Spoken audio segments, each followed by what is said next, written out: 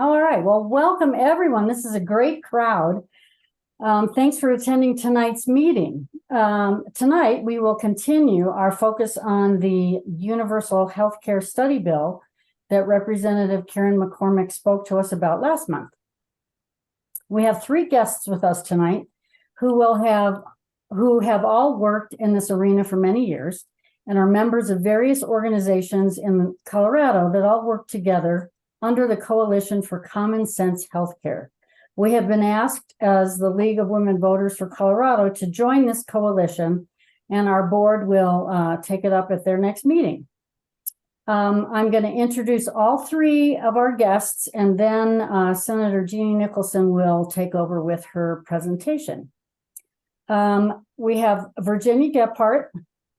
Can you wave, Virginia? There she is a retired pharmacist living in Lafayette. She's been active in the universal healthcare movement in Colorado since 2016. As a pharmacist, she's been seen firsthand how people struggle to afford their medications, even if they have insurance. She's seen how patients and pharmacists alike struggle to deal with the crushing administrative burden of health insurance.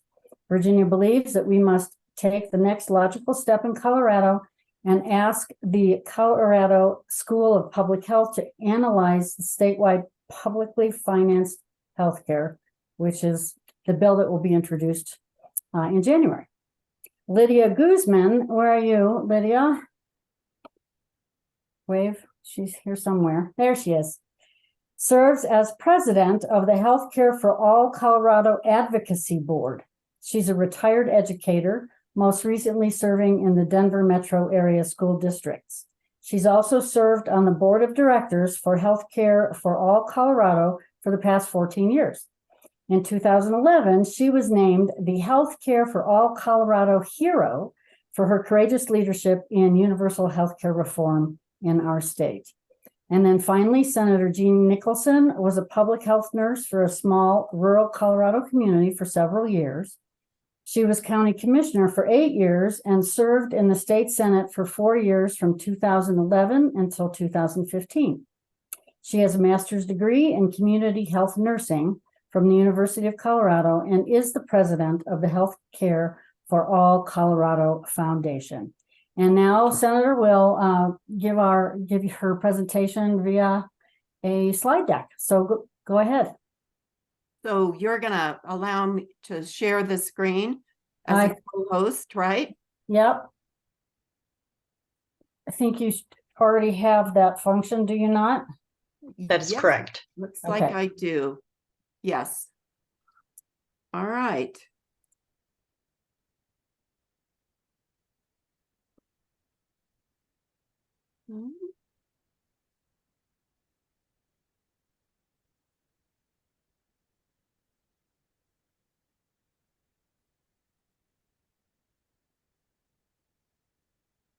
There we go. All right. To pass the healthcare analysis bill, we need Representative McCormick's, Representative Bason-Ecker, Senator Hawkes Lewis, and Senator Marchman's help, and they need our help. In the 2024 legislative session, Representatives McCormick and Bason-Ecker, Senators Hawkes Lewis and Marchman will be the prime sponsors of a bill to pay for an analysis to determine if it is possible to create one publicly funded healthcare plan for Colorado. This bill will direct the Colorado School of Public Health to do the analysis and include predictions about the social impacts of a single payer plan. The healthcare analysis bill will direct the School of Public Health to include 10 essential services in the plan if it is possible to have a publicly funded plan. The 10 essential services are: provides comprehensive benefits for medical care, including dental, hearing, vision, and mental health, provides home care and long-term care at the level of coverage currently available to Coloradans who are Medicaid recipients, requires healthcare decisions to be made by patients and the patient's healthcare providers, allows patients to have free choice among providers that participate in the universal healthcare system, provides all healthcare benefits to all Colorado residents, is funded by premiums based on an individual's ability to pay, prohibits deductibles and co-payments, ensures fair drug and hospital prices, as well as fair payment to providers, is administered through a publicly administered nonprofit enterprise that is the sole agency paying for healthcare costs in the state, and is designed to prioritize benefits and access to care for patients while preventing barriers to care that are imposed for the purpose of increasing profits. The Healthcare Analysis Bill will create a task force to provide advice to the Colorado School of Public Health. The task force will be made up of one person representing hospitals, another organized labor, the disability community, reproductive health, physicians, nurses, mental health, state tax law, rural health, and private health insurance companies. It will also include the executive directors of state departments, the commissioner of insurance, the chief executive officer of the Health Benefit Exchange, and other representatives may be considered, including oral health, vision, hearing, LGBTQ community, children, and a healthcare consumer. So how can we help? What part should Colorado citizens play to get the Healthcare Analysis Bill passed? What we do know is that the majority of Americans, including the majority of Coloradans, believe everyone should have access to excellent, affordable, comprehensive healthcare. But what we don't know is exactly how to create a publicly funded healthcare plan for Colorado. So our job as advocates is to communicate effectively with legislators and the public to build a strong coalition of like-minded organizations, especially ones with lobbying power, like the League of Women Voters. And so what should we say to our legislators and the public? Bottom line, we need to tell them stories. What should we say? You know, I wish I had known how to tell stories underpinned with shared values when I ran for the Senate. But instead, I told the Grand County residents my position on 3 issues: improving access to funding for public education, reducing the unemployment rate, especially in rural areas, and keeping Western Slope water on the Western Slope. There was a woman that was sitting in the front row of this gathering of Grand County voters. She was looking very feminine, about 70 years old. You could tell she was going to ask the first question. And this is what she asked: do you own a pickup truck?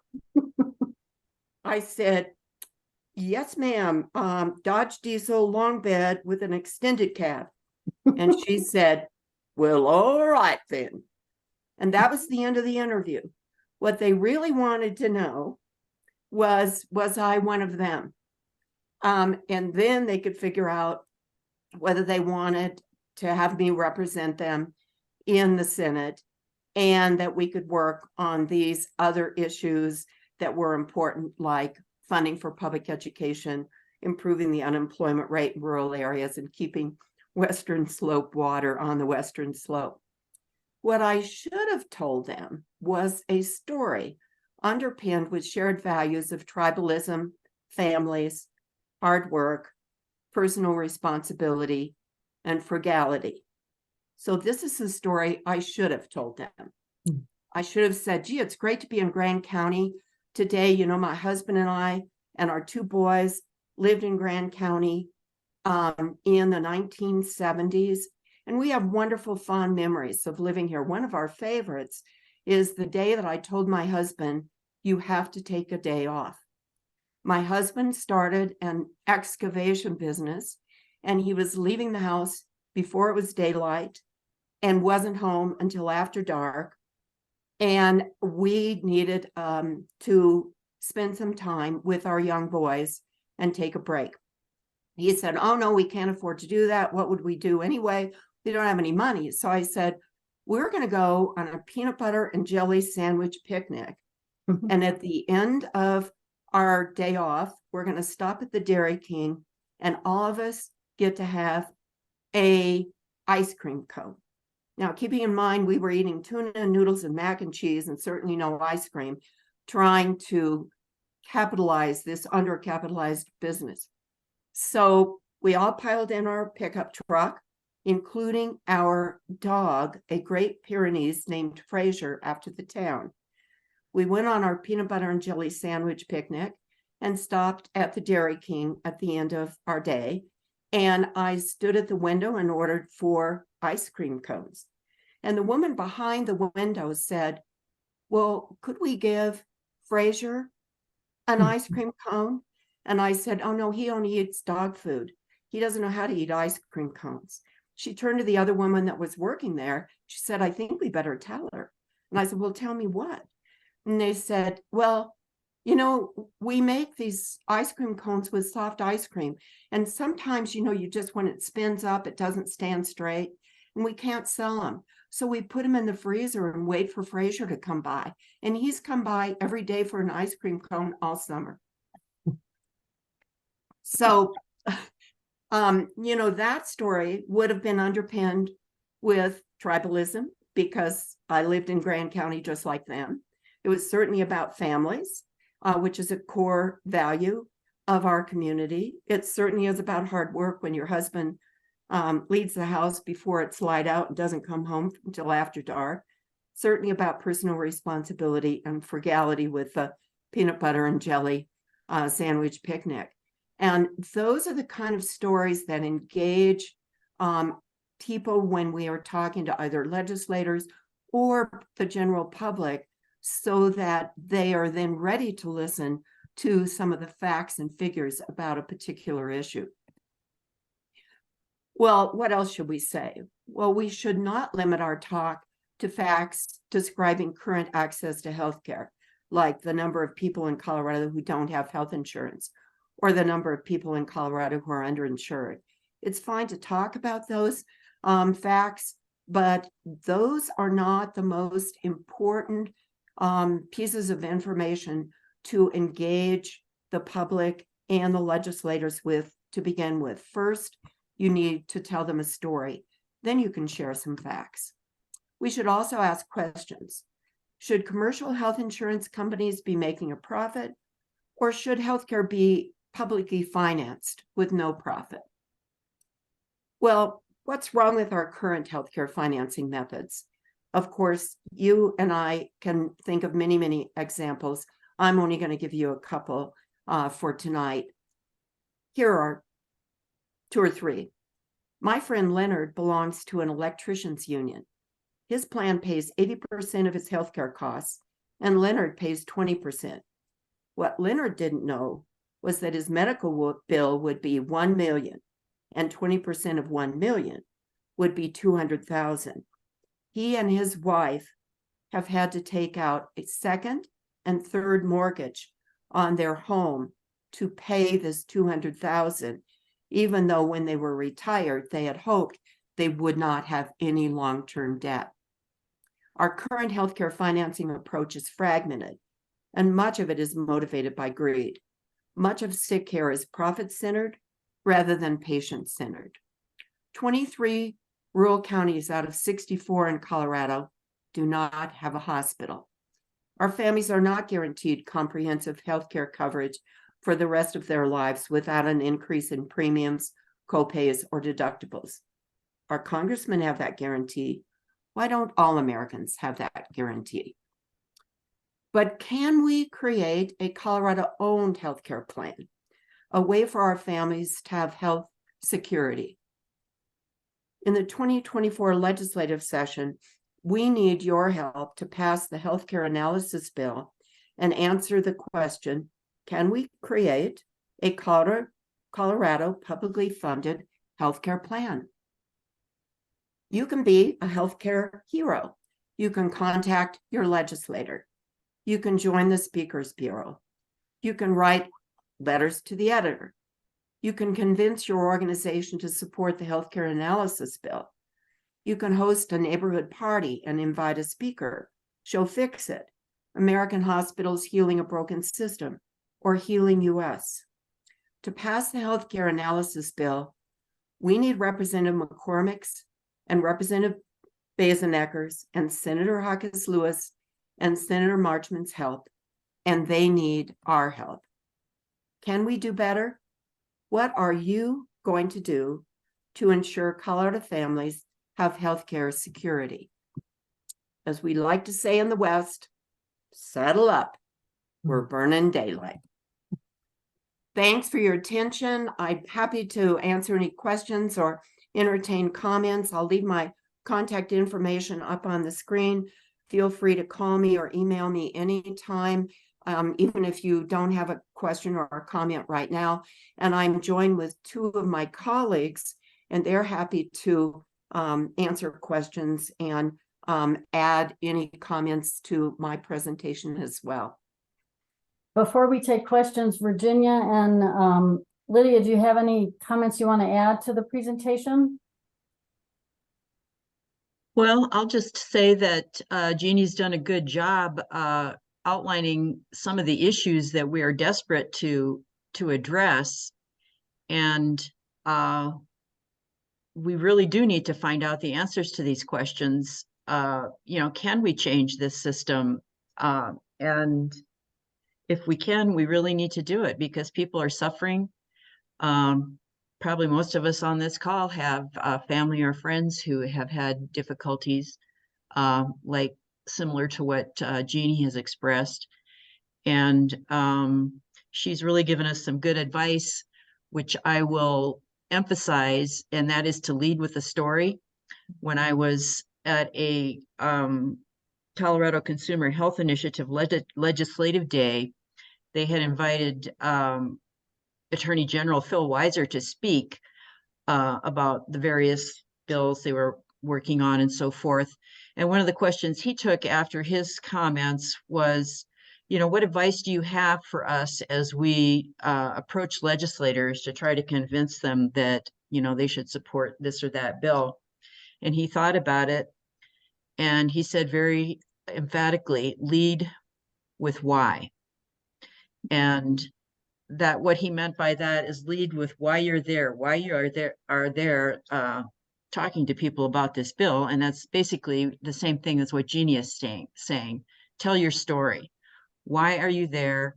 And that will get your representatives or your senators' attention, and you can follow up with more detailed information, just like Jeannie said. So thanks, Jeannie. Lydia, do you have anything to add? Yeah, and thank you for having us tonight. It's a pleasure to be with you. Just to say that so many people need health care and don't have it.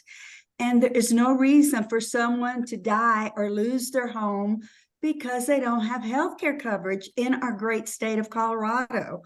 We think it's a great opportunity to pursue the bill that Representative McCormick and Senator Hawkins Lewis will be introducing.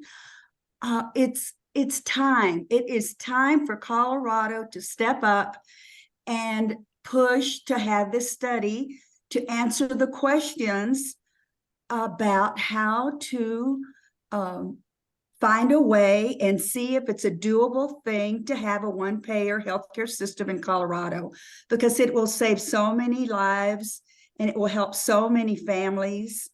And it's time. I mean, we've gone through a horrific pandemic. That didn't push people toward this system. I think it's time that we form these coalitions, work together, and aim higher to obtain the healthcare that we need in our state.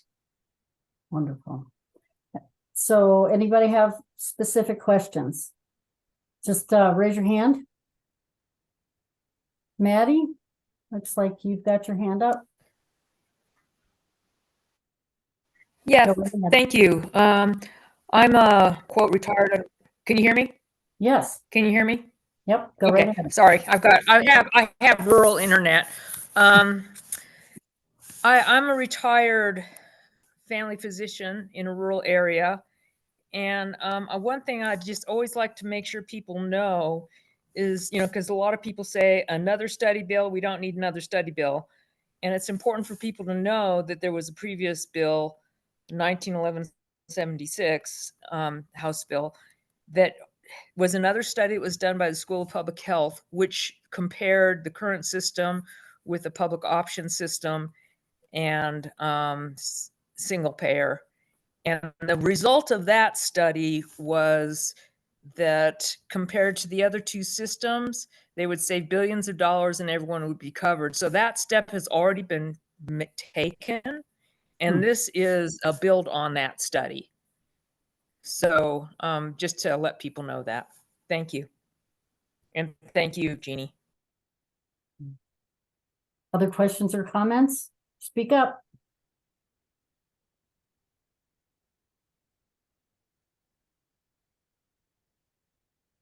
Let's see. League of Women Voters, La Plata has your hand raised. Go right ahead. Yeah, sorry, I don't have my name on that. My name is Jan Phillips, and thank you so much for this presentation. I have one quick question, and that is, I love the idea of doing this study, getting all our ducks in a row. I'm from a rural area in the southwest corner of Colorado with one sole Catholic hospital.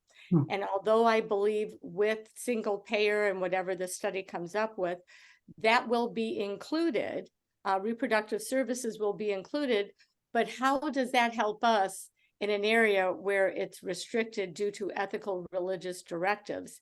Will anything in the bill or through this study be able to make that potentially possible?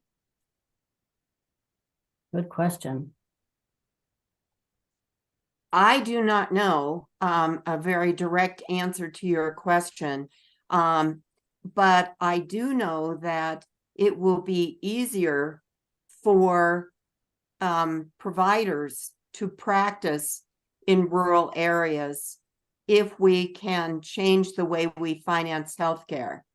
And I think that making it easier will expand the choices in rural areas, especially for primary care, like delivering babies, simple procedures, etc. So I think it's possible that there will be more providers in the rural areas to provide care so that you're not limited to whatever the restrictions are of a hospital that is supported by the Catholic Church. I don't remember the number or the name of the bill from last session, but there was a bill that was introduced and passed that addressed that problem a little bit. And what it said was, if you have limited access to health care that's only provided by a facility that's funded by a certain religion or a certain, church that will not provide all kinds of reproductive health care, that they have to tell you ahead of time. It needs to be part of the consent form that you are required to sign before agreeing to the care that they provide. So at least that was a small step, I guess, in that direction. That's really not happening. And Yeah. I don't know, do we tell anybody that? And we don't want to shut down our one hospital, but they're not really publicizing it, which is what I understood that bill to say. But basically, people know that now because it was in the paper. Newcomers may not. But that doesn't really solve the problem of not being able to have a tubal ligation when you're open from a C-section. No. Would have to go somewhere else at $90,000 more after you've had a baby and you need to care for that. I mean, it's really just absurd, the hoops you have to jump through. But for a rural hospital to be able to do that when they're sort of the only ones within 45 miles seems horrendous, that there can't be another bill or something to say if there's another hospital doing it, like there is on the Front Range, it's not that far for you to go. Right. But otherwise, they're receiving Medicare and Medicaid payments from the state and federal government, yet they're still able to discriminate Mhm. with reproductive services. So, You know, but Jan, I think, otherwise, I am so behind this bill and this study. I just thought maybe you would have some ideas or thoughts in this area that we could do to improve the situation. you know, Jan, I think that's one of the issues that should be brought up when the School of Public Health does this analysis. And that is where we should get some of those questions answered, pose those problems and get those questions answered, so that we can create eventually a model that works for everybody in the state, no matter where you live in the state. But I think that that's going to be and should be part of that analysis. Thank you. Go ahead, Laird. So, first of all, I want to say that I've been upset and angry for years about our healthcare system. And it's just so unfair. And I guess I don't really need to say it to this group. So that's just my first comment.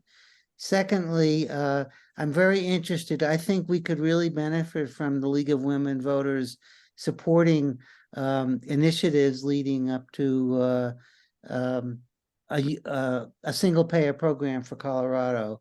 Mhm. So yeah, so that's what I have to say. Thank you, Laird. Maddie Jacobs, go ahead.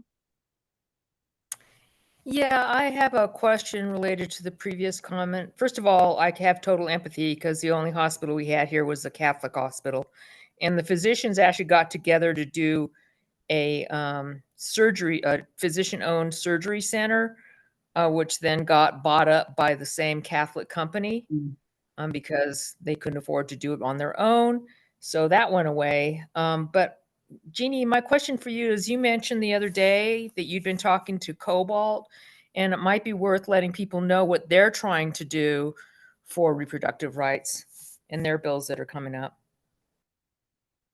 Right. Cobalt and Planned Parenthood are planning on putting 2 ballot measures on the ballot in 2024.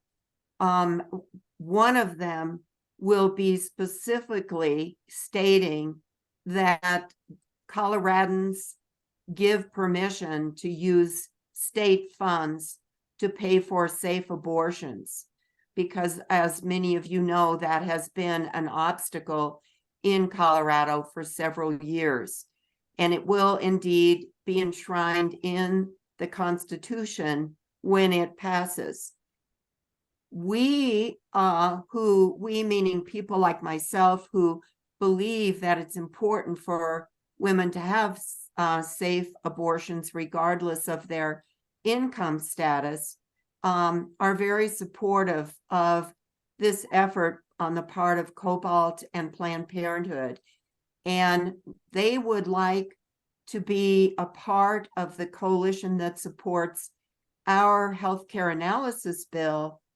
And they would like us to be supportive of their 2 ballot measures, because they don't want ultimately us to pass a ballot measure that would legally not allow us to provide for a payment of safe abortions in our state for people who need that service. So this is an opportunity that we need to all be thinking about, is how we work together with those 2 organizations and how they might work with our organizations to achieve not only universal health care for everyone who lives in the state, but specifically access to safe abortions for any woman who wants an abortion. And so some of the organizations that Maddie is referring to are saying that they're not willing to jump on board with something like universal health care until they can be assured that we are willing to support what they're trying to achieve.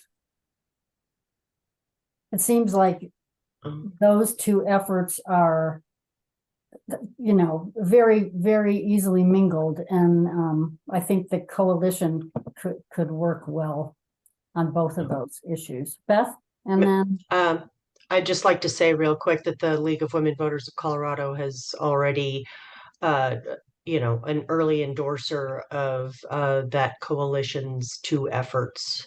mhm. So check. Thank you. Go ahead, Maddie.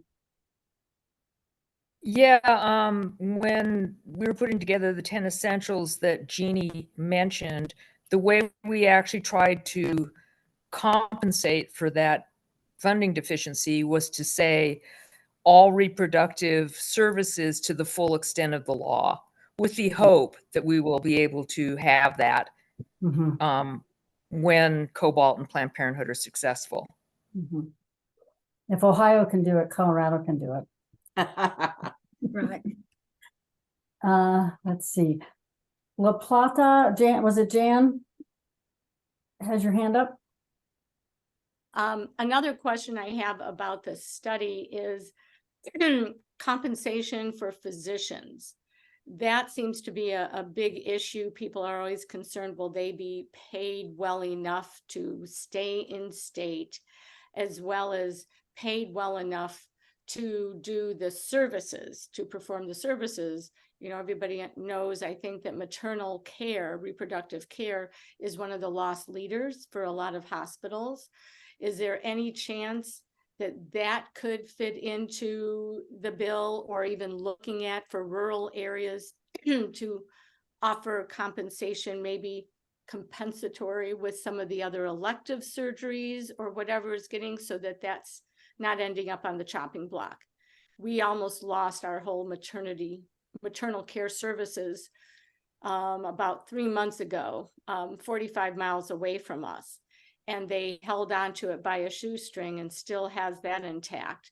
But I just see it across the country, within our state, that we're losing way too many reproductive services. And if that could be buffed up, maybe with funding, money and PR make a big difference with what's being offered and not offered. So I'm just throwing that out there and wondering how much consideration will be given to that in this study. One of the reasons that some services are not often offered is because they don't make as much money. And we're saying that we don't want the motivation for healthcare to be to make money. And the intention is for the analysis to clearly include these essential services. And one of them is to ensure fair drug and hospital prices, as well as fair payment to providers, including, of course, maternal and child health providers. And that it's designed not to prioritize benefits and access to care for patients, that it's designed to prioritize benefits and access to care for patients while preventing barriers to care that are imposed for the purpose of increasing profits. So I think we're asking the School of Public Health, can you design a system that is not based on making money, but is designed on what I learned in nursing school that it should be designed around is the patient. It should be patient-centered, whatever our patients need. And if you're pregnant and about to deliver, you don't want to have to travel miles to get to a hospital. You may not have time. Same thing with a myocardial infarction. You need care close to home. And So we're going to be asking in that analysis for the School of Public Health to look at all of those issues. And there will be specifically, as I mentioned before, someone on the task force who represents rural healthcare to make sure that that rural perspective is at the table. I personally am a resident of one of the smallest counties in Colorado, definitely rural. And all of my adult life have lived in rural communities. So many of my even nursing experiences were specific to the challenges in rural Colorado. And so I'm sensitive to that. And when I see 10 hospitals built in Denver, 5 blocks from each other, and we can't have hospitals in other parts of the state, I'm asking the question, is this about money or is this about patients? Right. Well, and actually to add to that, if I may, what kind of oversight is there going to be on hospital accounting? Because we've been doing some digging, and our hospital specifically was charging 428% of Medicare and is making a lot of money and substantial margin, which is good. It means we'll probably be keeping the hospital solvent, but you know, the affordability is horrendous in a town or a county with a median income of $68,000. So, you know, one of the League of Women surveys that we did last year was showing 57% of the people on private insurance will not go see a doctor because of cost. 37% of those on Medicare, which a lot of the coverage is cost, but there's that 20% or those little dings, won't go see care. Those numbers are horrendous. And for a hospital making that kind of money, you know, where's the oversight? I don't know if that's federally or if we can do it in our state or what, but I just would like to see who's watching the hospital's accounting system, because there's plenty of money in the area if we as a small area are giving them that much income or revenue in 1 year. And that was in 2022. That was the most relevant information I could get my hands on. So, Jan, that's the same thing that we're asking the School of Public Health to look at, is what is the best way to fund hospital services? Should it be global budgeting or another method? And can they compare the costs, and what is the most efficient way to do that? As well as we pointed out in the essential services that we needed to be fair about what we pay hospitals, but fair does not necessarily mean making outrageous profits, especially when they're nonprofit organizations. And then where does that money go? Maddie has her hand up, and I know she can add to this conversation for sure. Go ahead, Maddie. Yeah. In light of what you were talking about with physician reimbursement, again, in HB 191176, they actually looked at 3 levels of reimbursement for each of the programs. And of course, still the one that saved the most money was single payer, and everyone was covered. So, you know, we actually have been talking about whether they're going to do that with this analysis as well. But that is something they're looking at to make sure that there's adequate provider reimbursement. Laird, go ahead.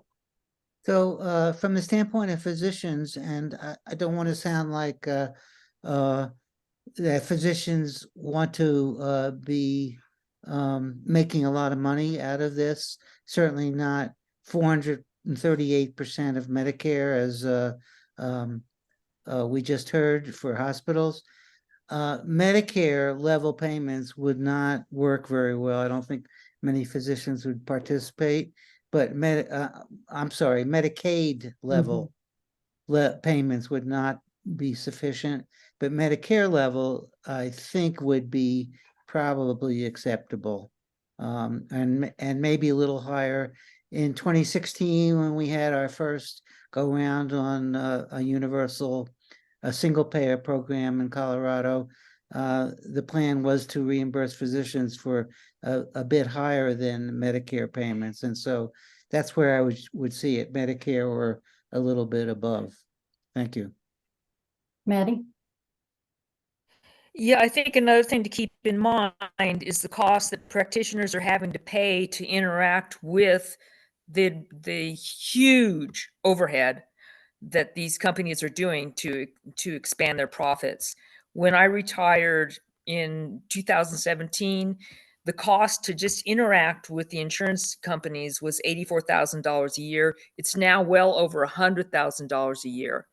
And if physicians are not having to deal with that kind of overhead just to interact with the system, I mean, that would all go away.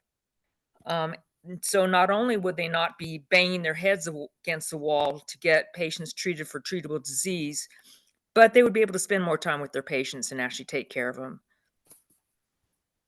Virginia, go ahead. Thank you. I was just add on to what Maddie was just saying.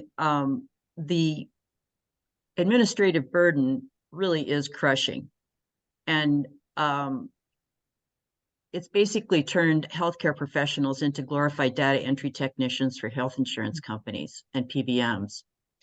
And if we could get rid of that, we could let doctors be doctors. We could let nurses be nurses. Pharmacists could be pharmacists. Physical therapists could be physical therapists. They could do their work, spend time with their patients, build trust and lasting relationships, caring relationships, instead of, as I heard one doctor say, he felt like sitting in front of his doing his electronic records entry was like being chained to a cash register. And so this is not just helping patients and their health, it's helping healthcare professionals who are, by the way, fleeing the professions like crazy. I've read that 5 million healthcare professionals have left their professions since the beginning of the pandemic. And certainly that's not sustainable. So we need to, many of us that are in the movement are healthcare professionals for a reason. I see Glenn has his hand up. Yeah, I think it's worth emphasizing at this point that what we're talking about right now is an analysis bill, which would not establish a system, and it would answer, we hope, the kinds of questions that people are asking about, would the hospitals have their finances overseen? Well, we don't have those kinds of answers right now, and what we need in order to decide even whether to move forward with trying to create a single payer system is information from the School of Public Health. And so, I think what we're asking people to do right now is support that bill, because the bill did not quite get through the legislature last year, a similar bill. And so we want to make certain that comes through, so that eventually we end up with information that will enable us to make decisions on whether or not we try to implement such a system. And if so, how do we do it? Great. Thank you very much. Kathy? I'm not a member of this group, and I'm just and sitting here basically like somebody in the general public. This has been eye-opening for me. Oh, absolutely eye-opening. I had no idea that doctors had to pay so much money for interacting with the insurance companies, and I could pretty much guarantee that most of the general public has no clue about that. That should be part of the campaign, to the education campaign. I was sitting and I was happy that Jan brought up her question, because I was thinking, well, how do you define fair for reimbursement for the healthcare professionals? And I think this just listening to this discussion has helped me quite a bit.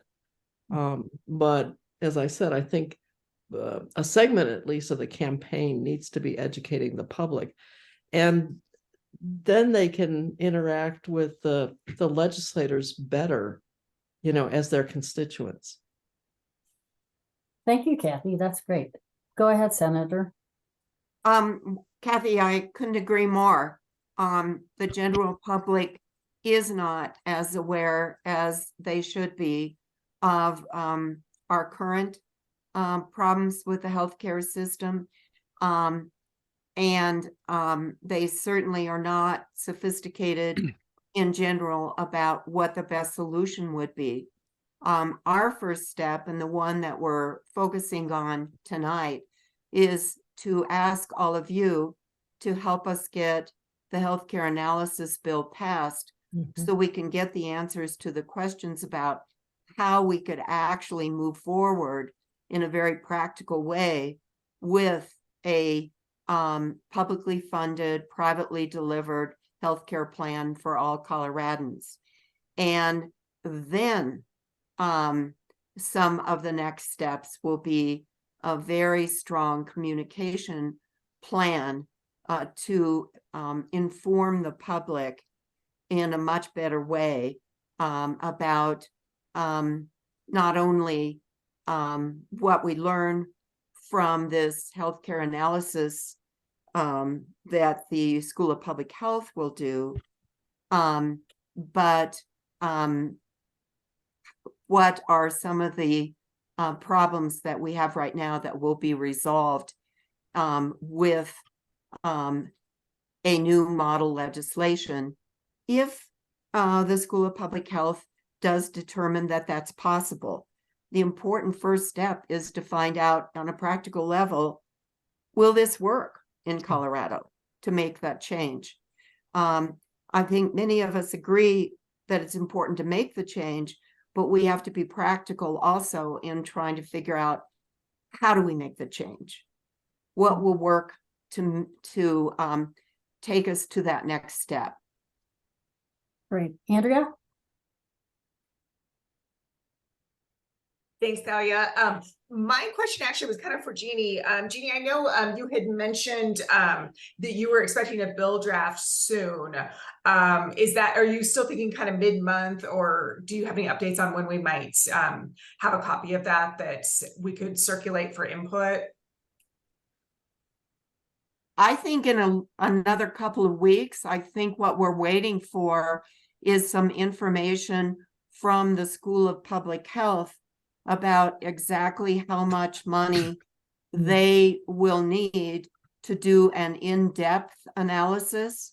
We don't want them to do a shallow analysis. We want a really good in-depth analysis, and we need to wait for the bill sponsors to meet with the leaders of the School of Public Health that will do the analysis should it be approved by the legislature, find out how much money they need and how much time they need. And then I think we're going to see that next draft of the bill. Yeah, that's something that I'm really looking forward to sharing with our Legislative Action Committee. And I think in terms of support, I think largely we kind of see this as a continuation of our support from last year, since this is essentially the same measure. And, it's just, kind of gearing up for another round. But I think certainly our Legislative Action Committee will be excited to take a look at that and get behind the advocacy effort in that and join in on the lobbying effort, as well as potentially utilizing our local league network to help educate and mobilize on it. So, Senator, can you, I've heard some talk about this being one of a 2-bill plan. Could you speak to that at all? Like, if this bill is passed and the study is done, there's a second bill being worked on. Do you have any information you could share about that? I don't want to get ahead of the game at this point. I think it's important for us to stay focused on this analysis and then find out from it whether we can move forward. So at this point, I think our focus should be entirely on the question, can we do this in Colorado? And let's ask the legislature to pay the School of Public Health to answer that question. Once we get that question answered, then I'm happy to come back and talk to the group about here are the next steps now that we have answers from the School of Public Health with this analysis. Great, okay, wonderful. Jan first and then Laird. I was thrilled to watch the bill last year pass, or actually it was just earlier this year, pass through the House and got stopped at the Senate right before you recessed. Do you have a temperature, understand why there was a holdup or a stoppage? What some of the legislatures were maybe opposing or not sure about that you could share with us? You know, Jan, we may never know what all the conversations were or what all the thoughts were of the legislators about why they would support or not support the bill in 2023 earlier this year. But what we did learn that when Representative McCormick talked to some of the key committee members, the impression that she got was that they thought, why, should we spend money, state money, on another analysis when we, know that something like this probably just won't work, even if it's really a good idea. And Representative McCormick's response was, well, this is exactly why we should support this bill, is to answer the question. If the answer to the question is no, it gives us some direction about the fact that we shouldn't move forward. If the answer to the question is yes, with the analysis that this can be done at a practical level, not just a theoretical level, then that would help us to move forward. So wouldn't it be smart just to get this question answered once and for all? And the response from some of the senators, well, when you put it that way, yeah, I guess it would be worth just getting an answer one way or the other. So, that may be one of many reasons. We could speculate forever, but I don't think there was any real obvious reason that it didn't pass. I think that it has a much better chance this time because I think there's more understanding about why we would do it. Right. Laird, did you still have your hand up? Well, so I just had this really the same question as Jan, and I think Jeannie has answered it already, which is what lessons were from the failure last year to get the bill passed. Okay, great. Let's see. Owner? My name is Jolyn Jarbo, and I'm got a new Thanks. computer, and so this is a new Zoom. I figured it was something like that. I was wondering if there's a time frame on getting this study started. Yes, there will be a time frame. Good question, but we don't have that exactly pinned down, but we will once Representative McCormick meets with the School of Public Health and gets their advice about, how much money they need, how much time they need, when they can get started. My best guess would be that it would be probably by December of next year. Because, the session will end in May, then they'll appoint task members, get everything lined up for the School of Public Health. There may be a few steps in that process before the School of Public Health can get started. But I think by December, maybe even earlier. Long process. Yes. Lydia, go ahead. I just wanted to say one of the lessons we learned, and that Representative McCormick is going to go ahead and make this one of her primary bills, one of the first bills introduced, so that it is introduced early and can go through the process much earlier than last year. that could be very helpful. Yeah, Right. that's a good point. I'd forgotten to mention.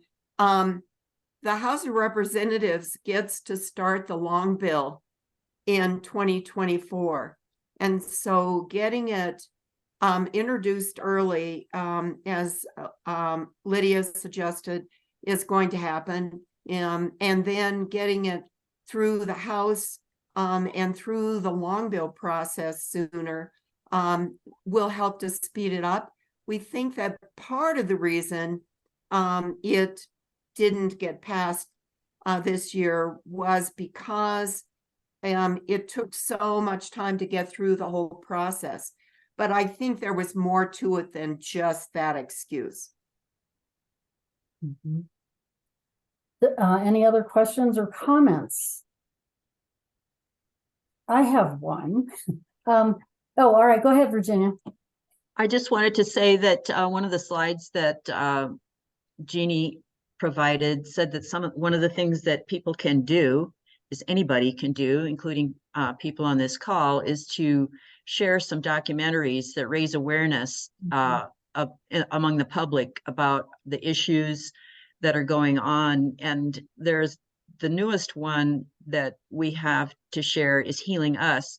And I'm going to be screening that in Lafayette at the Lafayette Public Library on Sunday, November 19th. So any of your members who might be in the area are certainly welcome to come. And I would encourage members to think about sharing that in your own community in some fashion, because it's a very compelling documentary, and its message is hopeful and uplifting. And it also shows that Coloradans are not the only people working on this. There are thousands of people who are doing very similar work to what we're doing all over the country. And we're just racing to see who can be first and who can be the best, and we want to be the first in Colorado. That's great. This task force did view that film earlier this good. fall. Yep. Good. Yeah. So, but it'd be a good idea to bring it to the general public. So Senator, I do have a question about this effort that is being taken on by so many different organizations, and there's a coalition that is sort of the umbrella over a dozen organizations, possibly, that's working on the concept of one payer universal health care in Colorado. How can we all stay better connected? Actually, the coalition has now 20 members, organizations that belong to the coalition. And we also have an alliance. And the best way to stay connected is through an organization called the Alliance for Colorado Healthcare. And Gwen is on this Zoom tonight. He has taken the lead for the Alliance. And if members of your organization want to be a part of those Zoom meetings, absolutely, we would love to have more people participating. Lydia Guzman leads the grassroots organizing portion of the Alliance. So we have this umbrella that gives us a way to have all these organizations connecting with each other and knowing what each other is doing. Gwen is heading the fundraising committee, and Nathan is heading the communications committee for the Alliance. And that's pretty much how we organize the big picture group. And then we have a meeting every other week that's specific to any legislative updates. And usually Virginia Gephardt leads those. So if you want to stay connected, what I will do is send you the links to for all your members to connect to any one or all of those committees. Oh, that's great. That's And if I exactly- could just jump in on that as well, I know some of you know that I'm working with both groups, assisting with the lobbying effort. And I just wanted to throw that out for those of you that don't know. You all have easy access to me, so please feel free to reach out. I can always facilitate contact or help share information. So don't hesitate to get in touch with me if you need information. Great, thanks, Andrea. Well, we're just rounded out about an hour. Does anyone have any more thoughts or comments before we close this meeting? Really informative. Thank you, Senator and Virginia and Lydia. I think there's some strong momentum behind this concept this year, and I'll be testifying if it comes to that in front of the House or Senate, and as a member of the Legislative Action Committee for the League of Women Voters. So thank you. All right. Thank you so much for Thank- having us. Yes. Yes. Thank you, everybody. Thank you. Really Yeah. appreciate it. We'll be in touch. Thanks so much.